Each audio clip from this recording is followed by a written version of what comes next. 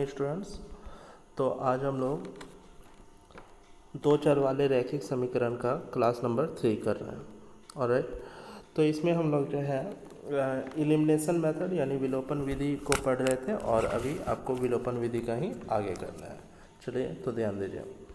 पहला जो हमारा सवाल है आज का वो 2x - 3y = 8 और 4x - 6y = 9 है। चलिए इसे सॉल्व करते हैं। तो पहला बात तो है दोनों समीकरण को समीकरण 1 और 2 मान लेना होता है। अब हम लोग लिखते हैं फ्रॉम 1 और 2 और कौन सा विधि लगाना है? विलोपन विधि।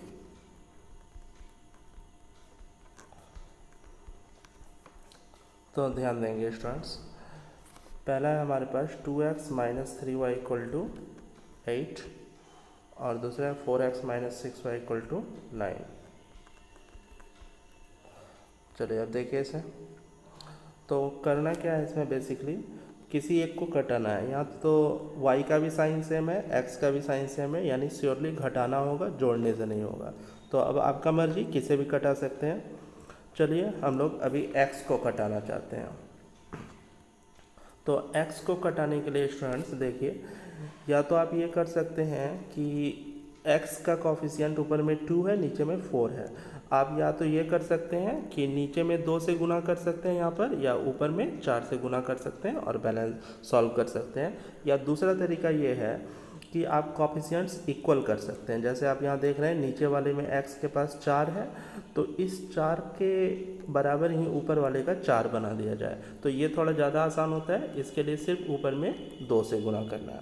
आप वैसे भी कर सकते हैं कि नीचे 2 से ऊपर 4 से गुना करके सॉल्व कर सकते हैं, या आसान तरीका ये होता है कि दोनों का कॉफिशिएंट गुणांक इक्वल करने के लिए किसी एक में जिससे गुना करना पड़े वो कर लेते हैं। तो यहाँ मैंने ऊपर 2 से गुना कर दिया, जिससे ऊपर भी 4x हो जाएगा और नीचे भी 4x।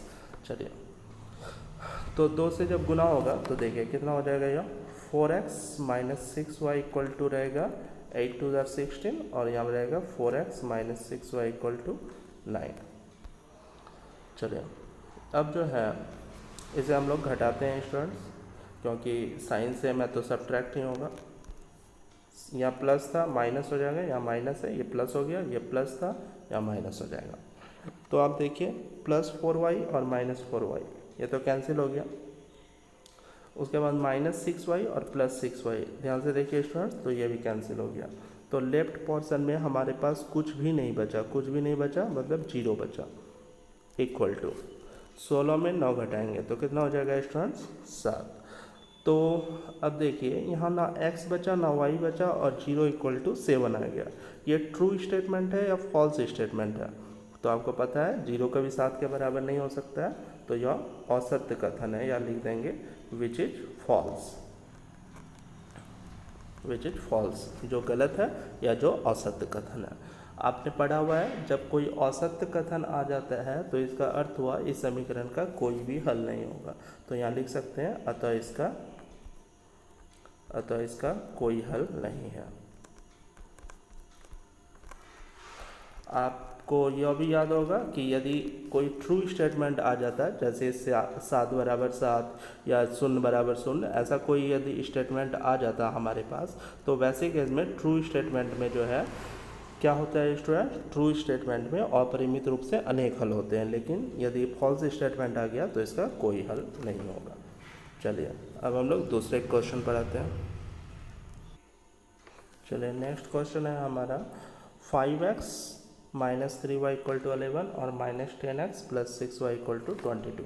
तो पहला काम है इसमें आपको समीकरण 1 और समीकरण 2 मान लेना। चलिए, तो इसमें स्टूडेंट्स हम लोग क्या करेंगे कि इसे जो है ऊपर वाले को इक्वेशन 1 मान लेंगे और नीचे वाले को इक्वेशन 2 मान लेंगे और सॉल्यूशन पर आते हैं। फ्रॉम क्या लिखेंगे? 1 और 2। आपको ये बताया जा चुका है, यदि क्वेश्चन में कुछ ना लिखा हो तो हमेशा ये मान के चले कि इलिमिनेशन मेथड विलोपन विधि से बनाना है। तो पहला है हमारे पास 5x - 3y = 11 और दूसरा है हमारे पास -10x + 6y = -22। चलिए स्टूडेंट्स, अब आप देखिए किसे घटाना ज़्यादा आसान है। तो आप देख सकते हैं y का भी साइन अपोजिट है और x का भी साइन अपोजिट है, तो आप y और x में किसी को भी कटा सकते हैं। चलिए हम लोग फिलहाल y को कटाना चाह रहे हैं, तो y कटाने के लिए स्टूडेंट्स देखिए, या तो आप 3 से नीचे और 6 से ऊपर गुना कर सकते हैं, या नहीं तो अभी दूसरा तरीका जो आपको थोड़ा सही प्रोसेस बताया गया कि आप कॉफिशिएंट्स इक्वल कर रहे हैं। तो नीचे 6 है, ऊपर 3 है, तो 3 को 6 बनाने के लिए केवल ऊपर 2 से गुना कर देंगे तो भी हो जाएगा, है ना स्टूडेंट्स। आप इसे दूसरे तरीके से वैसे भी कर सकते हैं कि नीचे 3 से गुना करेंगे, ऊपर 6 से गुना करेंगे, लेकिन वो थोड़ा लंबा हो जाएगा, तो हमेशा हम लोग शॉर्ट कैलकुलेशन पढ़ाते हैं। चलिए मल्टीप्लाई करते हैं, तो ये कितना हो गया 10x minus 6y equal to 22, और यहाँ पर हम लोग लेंगे minus of 10x plus of 6y equal to minus 22। चूँकि y का साइन ऑपोजिट है, ऑपोजिट साइन में हम लोग ऐड करते हैं, तो यहाँ क्या करना है ऐड में देखिए ऊपर प्लस 10x है, नीचे माइनस 10x है, ये कैंसिल हो जाएगा। y भी देखिए माइनस 6y और प्लस 6y कैंसिल हो जाएगा, तो इस तरफ तो हमारा बच गया 0, इधर प्लस 22 में माइनस 22 घटा देंगे तो यह भी कट जाएगा, 0 हो गया। तो हमारे पास बेसिकली कुछ भी नहीं बचा, ना लेफ्ट साइड कुछ बचा ना राइट साइड, 0 बराबर 0 आ गया। तो कैसा स्टेटमेंट है यह स्टूडेंट्स? ऑब्वियस है ट्रू है, विच इज़ ट्रू, क्योंकि शून्य शून्य के ही इक्वल होता है। और ऐसे केस में हम लोग क्या लिखते हैं, इसके कितने हल हैं? अपरिमित रूप से अनेक हल। तो यहाँ लिख देना अपरिमित रूप से अनेक हल हैं। यदि फॉल्स स्टेटमेंट आएगा तो कोई हल नहीं, और ट्रू स्टेटमेंट आ जाए तो अपरिमित रूप से अनेक हल। समझ में आ गया होगा। चलिए नेक्स्ट क्वेश्चन पर आते हैं। तो चलिए अब हम लोग क्रॉस मल्टीप्लिकेशन मेथड देखते हैं। ये हमारा नेक्स्ट मेथड है जिसके हिसाब से हम लोग इसे सॉल्व करेंगे किसी दो समीकरण को। जैसे स्टूडेंट्स पहला बात देखिए कि इसमें आपके पास क्रॉस मल्टीप्लिकेशन मेथड है और इसमें क्या फार्मूला काम करता है और कैसे सॉल्व करते हैं। बेसिकली इन्हीं 3 चीज़ों को आपको देखना है। तो चलिए आते हैं। पहला बात स्टूडेंट्स ये देखिए, ये जो हमारा क्रॉस मल्टीप्लिकेशन मेथड है इसमें 2 समीकरण आपके पास दिए जाते हैं सॉल्व करने के लिए। तो इस वाले में पहला समीकरण हमने मान लिया है a1x plus b1y plus c1 equal to 0, ये हमारा पहला समीकरण है। और a2x plus b2y plus c2 बराबर 0। आपको पता है कि xy चर है और a1 b1 c1 अचर है। चलिए इसमें इम्पॉर्टेंट बात ये ध्यान रखिए, देखिए इसमें जो लेफ़्ट साइड है वो हमने 0 कर दिया है। क्या कर दिया स्टूडेंट्स? 0। यानी कि यदि आपका जैसे 2x प्लस 3y बराबर 6 रहे, लाइक ऐसा 2x प्लस 3y बराबर 6, तो आपको क्रॉस मल्टीप्लिकेशन के लिए ऐसे नहीं लिखना है। इसे आप ऐसे लिखेंगे 2x प्लस 3y प्लस 6 को इधर ले आएंगे तो माइनस 6 इक्वल टू 0। यानी आपको हमेशा जो हमारा राइट साइड है उसमें 0 बना देना है। यदि कोई कांस्टेंट हो तो उसे लेफ़्ट साइड शिफ्ट कर देंगे और राइट साइड में हमेशा 0 बना देंगे। दोनों समीकरणों को ऐसे ही करना है आपको। यदि क्रॉस मल्टीप्लिकेशन से सॉल्व करना है तो इसमें हमेशा क्रॉस गुना करते हैं और बीच में माइनस होता है। आप फार्मूला याद रखेंगे इसके लिए। देख लीजिए फार्मूला में बस सिंपल सा फार्मूला है अप डाउन अप, यानी पहले केस में अप से स्टार्ट करना है, दूसरे में डाउन से स्टार्ट करना है और तीसरे में फिर से अप से स्टार्ट करना है ऊपर से। तो यदि 2 समीकरण है और पहला काम हमने सिखाया कि आप सभी को लेफ़्ट साइड शिफ्ट करके 0 बना देंगे राइट साइड में और उसके बाद सॉल्विंग बाय क्रॉस मल्टीप्लिकेशन लगेंगे। तो देखिए इसमें करना कैसे है, बस समझते जाइए इसको।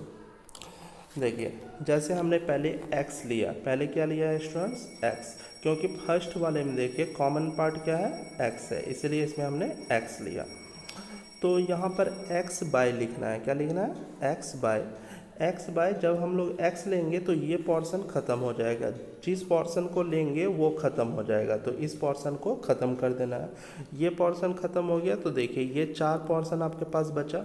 अब इसी में काम करना है। क्या काम करना है? क्रॉस करना है। ऐसे लेना है, अब से स्टार्ट करना है, तो अब से हमने स्टार्ट किया यानी b1 इंटू क्या हो जाएगा? c2। यहाँ भी देखिए क्या लिखा हुआ है? b1 into c2।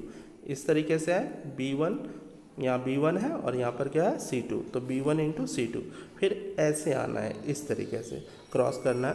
तो क्या हो जाएगा स्टूडेंट, देखिए C1 इंटू B2, बीच में हमेशा क्या लगाना है, माइनस। तो आपको ये क्लियर हो जाना चाहिए कि क्या हो रहा है यहाँ पर।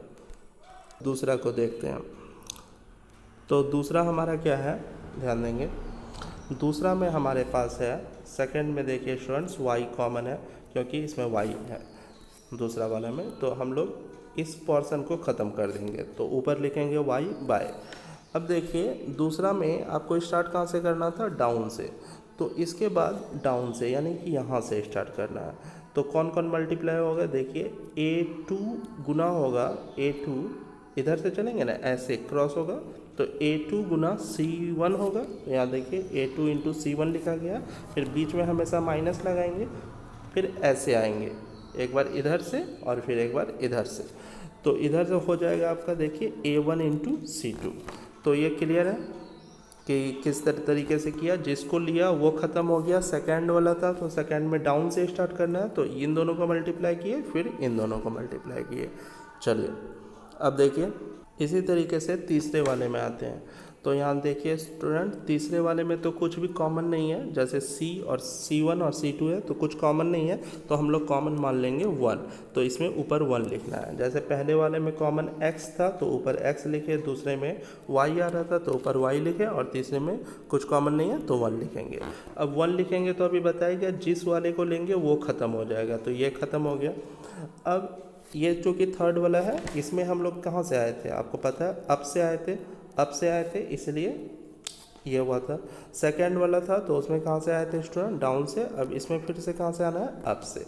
कैसे आएंगे, अप से, ये ख़त्म हो गया, अब अप से शुरू कीजिए। तो A1 गुना होगा किससे, B2 से, तो देखिए A1 इंटू B2, फिर बीच में माइनस देंगे, फिर देखिए ये हो गया। अब ऐसे आना है, तो मतलब B1 इंटू क्या हो जाएगा, C2, तो देखिए सॉरी B1 इंटू A2, तो B1 इंटू A2। तो इस तरीके से आपको केवल अप डाउन अप का फॉर्मूला याद रखना है और बाकी काम आपके लिए सारा आसान हो जाएगा। आते हैं क्वेश्चन पर। तो हमारा जो नेक्स्ट क्वेश्चन है स्टूडेंट्स, देखिए ये दिया हुआ है। इस क्वेश्चन को आपको क्रॉस मल्टीप्लिकेशन मेथड से सॉल्व करना है। क्वेश्चन हमारा 2x + 3y = 17 और 3x - 2y = 14। तो अब ये से सॉल्यूशन पर आते हैं हम लोग, और अभी हमें क्रॉस मल्टीप्लिकेशन मेथड से सॉल्व करना है। मैंने बताया है कि एग्ज़ाम में जब कुछ नहीं लिखा हो तो कोई भी मेथड लगा सकते हैं, लेकिन जनरली विलोपन लगाना है, और जब लिखा हो तो फिर तो वही मेथड लगाना है। तो अभी हम लोग क्रॉस मल्टीप्लिकेशन से सॉल्व कर रहे हैं। आपको अभी बताया गया क्रॉस मल्टीप्लिकेशन में पहला बात कि इधर वाला पोर्शन को आपको 0 कर देना है। तो इसे कैसे 0 करना है, देखिए हम लोग लिखेंगे इसमें 2x + 3y और क्या लिखेंगे स्टूडेंट्स, -17 इक्वल टू हो जाएगा 0, +17 था इधर ले आए, और दूसरा देखिए 3x - 2y equal two equal to नहीं, -6 कर देंगे इसे, -6 इक्वल टू 0। अब जो है इसमें क्या करना है स्टूडेंट्स, ध्यान देंगे, इसे समीकरण 1 मान लेना है और समीकरण 2 मान लेना है, इक्वेशन 1 और इक्वेशन 2। अब इन दोनों को आपको सॉल्व करना है क्रॉस मल्टीप्लिकेशन से। नीचे लिखेंगे ना। अब क्रॉस मल्टीप्लिकेशन से सॉल्व करने के लिए ध्यान से समझते जाइए कि आपको कैसे करना है इसमें। चलिए तो देखेंगे इसमें हम लोग ऊपर x लेते हैं। पहला वाला में x आपको याद होगा, x में कहाँ से स्टार्ट करना है, अप से स्टार्ट करना है, तो जो x लिए तो वो ख़त्म हो जाएगा, अर्थात ये पूरा पोर्शन हमारा ख़त्म हो जाएगा। ये पोर्शन यदि ख़त्म हो गया तो अब देखिए क्या होगा। अब आपको अप से स्टार्ट करना है, तो ये ऊपर में देख रहे हैं 3 है, वो किससे गुना होगा, -6 से। तो 3 गुना कितना लिखेंगे स्टूडेंट्स, -6, बीच में हमेशा माइनस। देखिए ऐसे गुना हो गया, अब जो है ऐसे गुना करना है, अब से आए ये क्रॉस हो गया, फिर इधर से आना है, तो माइनस, फिर से देखिए -17 जो है वो गुना होगा कितना से, -2 से। तो इस तरीके से ये हमारा x वाला पोर्शन कंप्लीट हो जाता है। चलिए x वाला पोर्शन कंप्लीट हो गया। अब हम लोग y वाले पर आते हैं। तो कैसे लेना है स्टूडेंट्स, ध्यान दीजिएगा। वाई वाला लेंगे तो केवल ऊपर में पहले वाई लिखना है, वाई बाय। अब ध्यान से देखिए, वाई लिए तो ये पोर्शन आपका वाई वाला ऑफ हो जाएगा। वाई वाला में कहाँ से जाना है, सेकंड वाला है तो डाउन से, तो यहाँ से स्टार्ट करना है। तो 3 गुना कितना होगा, -17, और वो फिर बीच में माइनस लगाएंगे, फिर यहाँ से आएंगे, इधर से गुना हो गया, ऐसे ऐसे गए, फिर इधर से आएंगे 2 गुना -6 हो जाएगा। तो अगला जो हम लोग लिखेंगे, क्या लिखेंगे, देखिए वाई बाय लिए हम लोग, वाई बाय 3 इंटू -17 हो जाएगा। ठीक है, नीचे से आए 3 इंटू -17, बीच में हमेशा माइनस रहेगा, फिर 2 इंटू -6, तो 2 इंटू -6 इक्वल टू, अब 1 पर आना है तो 1 बाय। अब देखिए स्टूडेंट्स, 1 बाय लिए तो 1 लेने के लिए ये वाला लास्ट वाला ख़त्म हो जाएगा और फिर से अब से स्टार्ट करना है। तो ये 2 जो है इस बार -2 से गुना होगा, बीच में माइनस, फिर ये 3 जो है 3 से गुना होगा। तो इस बार 1 के नीचे क्या होगा, 2 गुना -2, बीच में माइनस, ठीक है, फिर 3 गुना 3 हो जाएगा। तो बस ये स्टेप यदि आप लिख पा रहे हैं तो आप समझिए कि आपने क्रॉस मल्टीप्लिकेशन मेथड सॉल्व कर लिया। एक बार फिर से देख लेते हैं कैसे कैसे किया गया है इसे। हमने जब स्टूडेंट्स x लिया तो ये वाला पोर्शन ख़त्म हो गया, ये वाला पोर्शन ख़त्म हो गया, तो ये ऐसे और ऐसे गुना करना है। तो देखिए 3 गुना -6 हो गया, फिर -17 गुना -2 हो गया। फिर जब हमने y लिया तो ये वाला पोर्शन ख़त्म हो गया और नीचे से मल्टीप्लाई होगा, ऐसे और ऐसे, यानी देखिए 3 गुना -17 और फिर 2 गुना -6।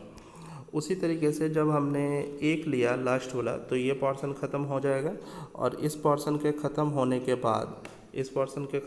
बाद आप फिर अब से आएंगे तो ऐसे आना है, 2 गुना -2, फिर 3 गुना 3। तो ये क्लियर होना चाहिए, थोड़े प्रैक्टिस पर सवाल आ जाएंगे। चलिए आगे बढ़ते हैं इसे। तो यहाँ पर आपको इम्प्लाई देना है। नेक्स्ट लिखते हैं x बाय, तो यहाँ देखिए 6 गुना -3 तो -18। यहाँ पर देखिए 3 माइनस आ गया, तो तीनों माइनस मिल के माइनस ही रहेगा, माइनस गुना माइनस प्लस, फिर माइनस गुना होगा तो माइनस।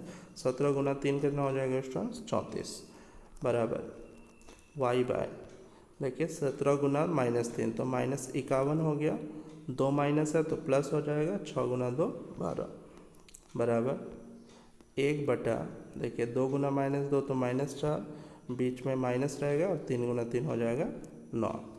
अब इसे हम लोग और सॉल्व करेंगे। चलो इम्प्लाई x बाय, इसे सॉल्व करते हैं तो 8 4 12, 3 1 4 1 5, तो -52 हो गया, इक्वल टू y बाय 51 में 12 घटाना है तो माइनस में आएगा, 11 में 2 घटाएंगे तो हो जाएगा 9, यहाँ बचेगा 4 में 1 घटाएंगे 3, तो -39 इक्वल टू 1 बाय, देखिए -4 और -3 तो -9 तो -13 हो गया। चलिए अब आइए, अब देखिए स्टूडेंट्स, इसको करने के लिए हम लोग क्या करेंगे कि ये जो पहला वाला है इसे लास्ट वाले के इक्वल करना है एक बार, तो इससे x निकल जाएगा, फिर एक बार इसे इसके इक्वल करेंगे तो y निकल जाएगा। तो यहाँ पर हम लोग लिखेंगे अब when अब पहले वाले को लास्ट के इक्वल करना है, तो x बटा -52 बराबर, लास्ट में देखिए स्टूडेंट्स 1 बटा -13 है। तो यदि आप x फ्री करेंगे तो -52 ऊपर जाके गुना हो जाएगा, यहाँ भाग में है उधर जाके गुना होगा माइनस साइन के साथ, तो -52 बटा -13, माइनस माइनस कटा सकते हैं हम लोग, यहाँ पर माइनस से माइनस को कैंसिल कर सकते हैं, और 13 से 52 को कटाइए 4 बार में, तो x का मान आ गया 4। इसी तरीके से दूसरा करेंगे when, दूसरा में देखिए students y by -39 equal to कितना लिखेंगे, 1 बाय -13। तो आप जब इससे y फ्री करोगे तो क्लियर है, -39 अपॉन -13, और कैंसिल कर सकते हैं इसे 3 टाइम्स में, तो y का मान कितना हो गया 3। तो इस तरीके से फाइनली x का मान 4 हो गया और y का मान 3 हो गया। ये हमारा आंसर हुआ। और कौन सा मेथड हुआ ये? Cross multiplication. क्रॉस मल्टीप्लिकेशन में मेन यही लाइन है। इस लाइन को आप ठीक से लिख पाते हैं तो आप समझिए कि आप से क्रॉस मल्टीप्लिकेशन मेथड सॉल्व हो गया। चलिए नेक्स्ट क्वेश्चन लेते हैं हम लोग।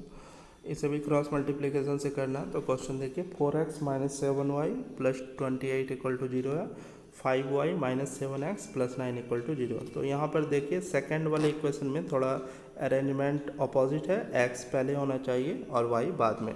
तो हम लोग सॉल्यूशन में इसे ठीक कर लेंगे। चलिए सॉल्यूशन लिखते हैं। पहला वाला तो बिल्कुल सेम लिखाएगा, यानी पहला हम लोग लिख सकते हैं 4x minus 7y plus 28 equal to 0। और दूसरा इक्वेशन में 7 वाला पहले लिखेंगे तो माइनस 7x हो जाएगा, y के पीछे प्लस 5 है तो प्लस 5y और प्लस 9 इक्वल टू क्या कर लेना है स्टूडेंट्स? 0। इसे आप समीकरण 1 मान लेंगे, इसे 2 मान लेंगे। और हम लोग अभी कौन सा मेथड लगाने वाले हैं? Cross multiplication. नाउ अब ध्यान दीजिए, पहला तो x ही आएगा स्टूडेंट्स, ऊपर में x। अब आप लोग बता सकते हैं क्या? ये वाला पहला x लिया तो x वाला ख़त्म। अब स्टार्ट कहाँ से होगा? अब से। तो इस पोजीशन से शुरू करना है। मैं थोड़ा चेंज कर लेता हूँ। तो आपको अब जो है इस वाले पोजीशन से शुरू करना है। देखिए यहाँ पर से अब से तो 7 माइनस 7 गुना 9 हो जाएगा। तो यहाँ पर लिखेंगे हम लोग -7 इंटू 9, बीच में हमेशा माइनस, ये इससे मल्टीप्लाई हो गया। अब क्रॉस लगाएंगे तो ये जो है 28 5 से गुना होगा, तो -28 गुना 5 बराबर। अब देखिए y लिए तो y वाला ख़त्म और डाउन से स्टार्ट होता है स्टूडेंट्स इसमें। तो देखिए -7 कितना से गुना हो जाएगा? 28 से।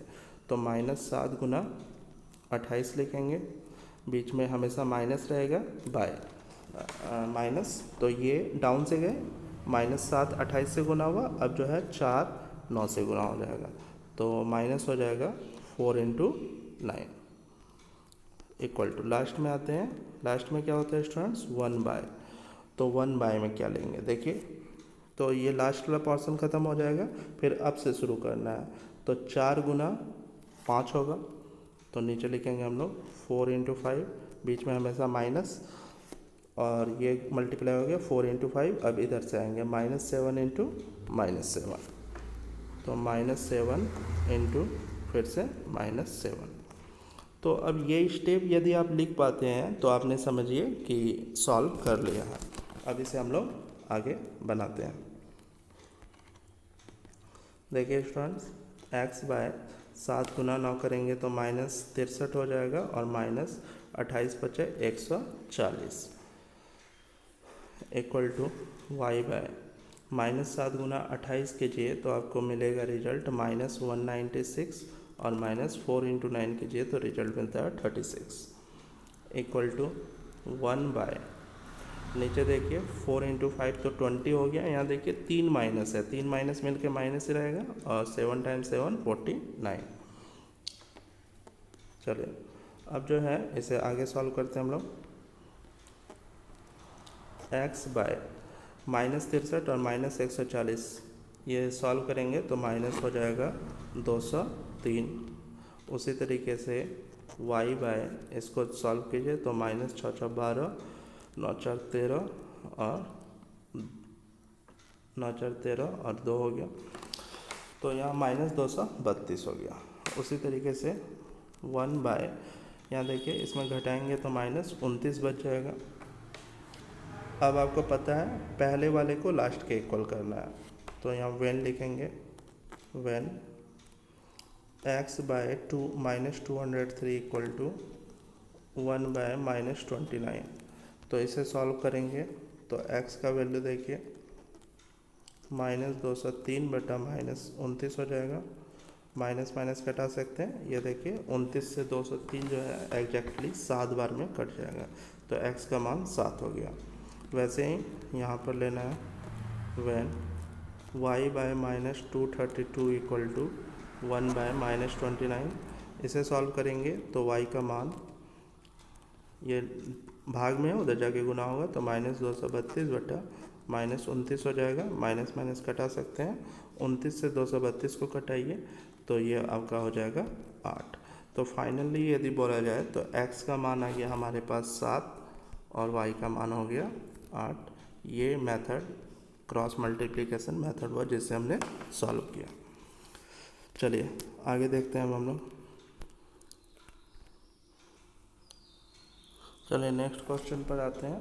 तो नेक्स्ट क्वेश्चन है हमारा 2x + 5y = 1 और 2x + 3y = 3। तो इसे भी आपको मतलब क्रॉस मल्टीप्लिकेशन से सॉल्व करना है। तो कैसे करेंगे देखते रहेंगे। तो 2x + 5y पहला काम होता है उसमें उस तरफ 0 बनाना, तो -1 ले आएंगे बराबर 0।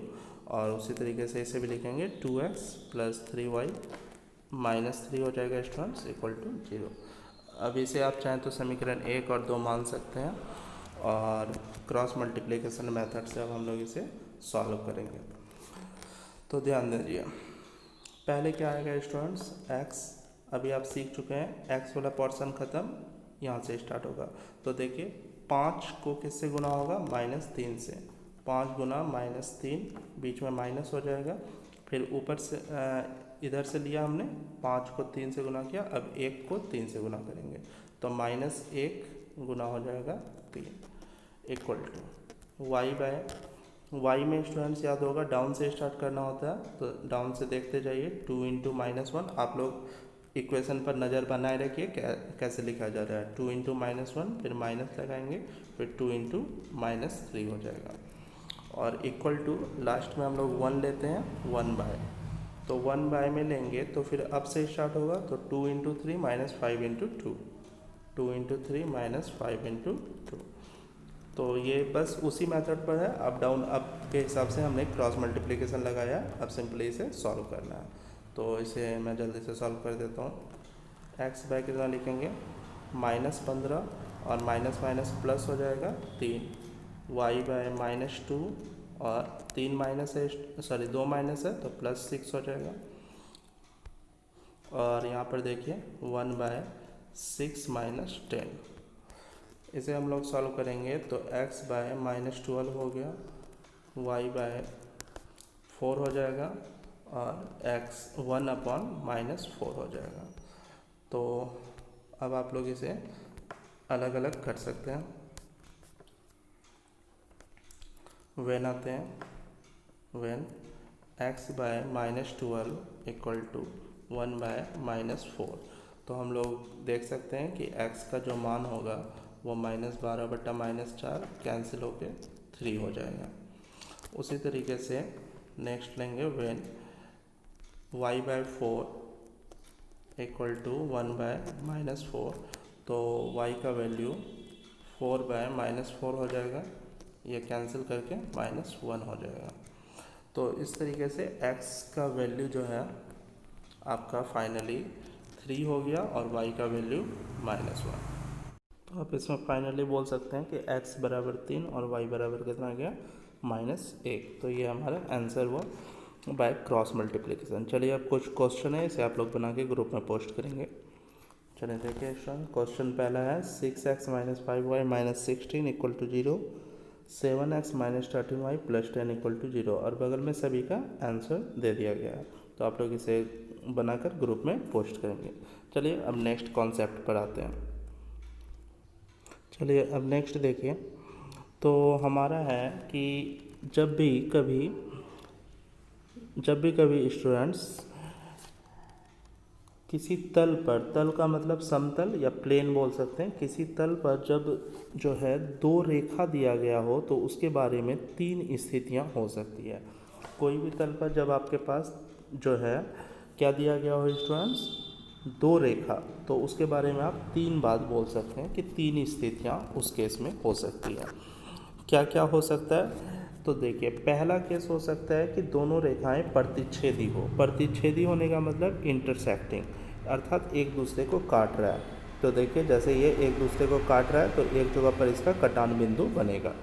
दूसरा केस हो सकता है कि दोनों रेखा नहीं काटे, कभी नहीं काटे। कभी नहीं काटने का मतलब समांतर, आपको पता है समांतर रेखाएं कभी नहीं काटती है, इसे पैरेलल लाइंस बोलते हैं। और तीसरा कंडीशन होता है कोइंसाइड, या संपाती। इसमें क्या होता है कि एक रेखा के ऊपर दूसरी रेखा आ जाती है। तो यहाँ पर आप देख सकते हैं जैसे ये वाला केस है, इसमें एक रेखा के ऊपर ही क्या हो गया स्टूडेंट, दूसरी रेखा आ गई है। तो इस तरीके से आप ये ध्यान रखेंगे कि जब भी किसी रेखा, दो रेखा दिया गया हो और कोई तल दिया गया हो तो उसके बारे में 3 कंडीशंस हो सकता है कि वह प्रतिच्छेदी, समांतर या संपाती होगी। ऑलराइट,